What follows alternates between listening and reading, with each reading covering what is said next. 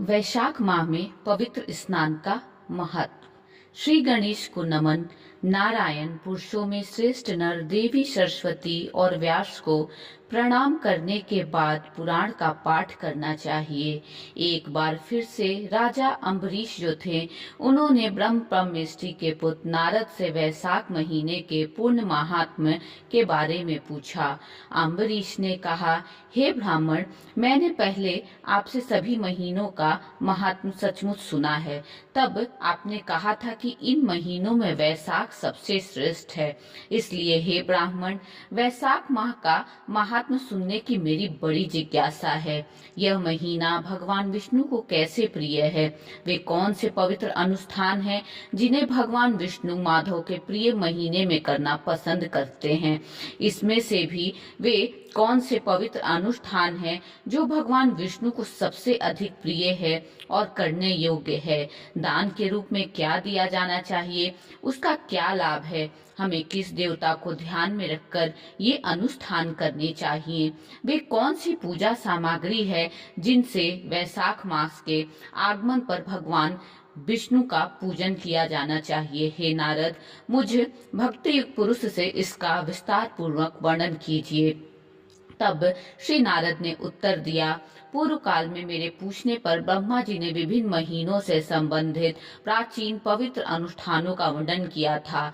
जैसा कि पहले भगवान विष्णु ने श्री से कहा था, इसके बाद कुछ महीनों का विशेष रूप से उल्लेख किया गया था, जिसमें कि कार्तिक और माघ भगवान विष्णु के महीनों में वैशाख को सबसे उत्कृष्ट बनाया गया है। वैशाख मास में सभी जीवों को माता के समान सदैव इच्छित वस्तुएं प्रदान करने वाला है।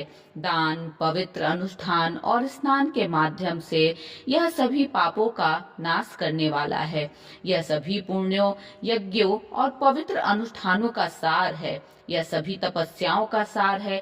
इसकी पूजा सुरों द्वारा यानी कि देवताओं के द्वारा की जाती है। जैसे समस्त विद्याओं में वैदिक विद्या, मंत्रों में प्रमाण, वृक्षों में दिव्य कल्प वृक्ष, गायों में कामधेनु, सर्पों में शेष, पक्षियों में गरुण, देवताओं में विष्णु, वर्ण में ब्राह्मण, प्रिय वस्त्रों में प्राण, आदमियों में पत्नी, नदियों में गंगा, ज्योतियों में सूर्य, शास्त्रों में चक्र, धातुओं में स्वर्ण, वैष्णवों में रुद्र तथा रत्नों में कौस्तुभ के समान यह मास धर्म और पुण्य के लिए उत्तम है। संसार में इसके समान कोई अन्य वस्तु नहीं है जो भगवान विष्णु को प्रसन्न करने वाली है। वैशाख मास में सूर्योदय के पहले पवित्र स्नान करने वाले व्यक्ति पर भगवान लक्ष्मी के साथ ही बहुत प्रसन्न होते हैं। जिस प्रकार प्राणी भोजन से प्रसन्न होते हैं, उसी प्रकार भगवान विष्णु भी वैशाख महीने में स्नान करने से प्रसन्न होते हैं। वैशाख के महीने में स्नान करते हुए लोगों को देख करके भगवान विष्णु अत्यंत प्रसन्न होते हैं। ऐसा करने से ही मनुष्य पापों से मुक्त हो जाता है, भगवान विष्णु के लोक में प्रतिष्ठित हो जाता है। सूर्य के मेष राशि में होने पर प्रातः काल एक बार स्नान करके तथा नित्य कर्म करके भक्त महान पापों से मुक्त हो जाता है। वह भगवान विष्णु के साथ एकता को प्राप्त कर लेता है। यदि कोई मनुष्य वैशाख माह में स्नान के लिए एक कदम भी चलता है तो उसे निसंदेह 10,000 अश्वमेध यज्ञों का फल प्राप्त होता है। अथवा कुटिल बुद्धि वाला मनुष्य भी यदि अपने मन में ऐसा संकल्प कर ले तो उससे भी 100 यज्ञों का फल प्राप्त हो जाता है। इसमें कोई संदेह नहीं है।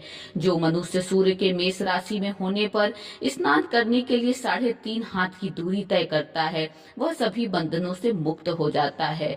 वह भगवान विष्णु के साथ एकता को प्राप्त कर लेता है। हे राजन, ब्रह्मांड के अंड में 3 लोकों के सभी तीर्थ, नदियों आदि के बहुत कम जल में भी विद्यमान है। यम में अभिलोक में प्रविष्ट पाप तभी तक गर्जना करते हैं जब तक कोई प्राणी वैशाख माह में ठंडे जल में स्नान नहीं करता। हे राजन, वैशाख के महीने में तीर्थों में आदि के सभी देवता सदैव ब्रह्म जल अर्थात नदी, सरोवर आदि में उपस्थित रहते हैं। भगवान विष्णु के आज्ञा से तथा मनुष्यों के कल्याण की इच्छा से वे सूर्योदय के 6 घटिकाओं तक वहां रहते हैं। यदि मनुष्य उस समय तक स्नान नहीं करते हैं तो वे उन्हें भयंकर शाप देकर अपने अपने लोक को चले जाते हैं। अतः हे राजन, हमें स्नान अवश्य करना चाहिए जैसा कि कहा गया है। जय श्री कृष्ण, जय भगवान विष्णु जी की।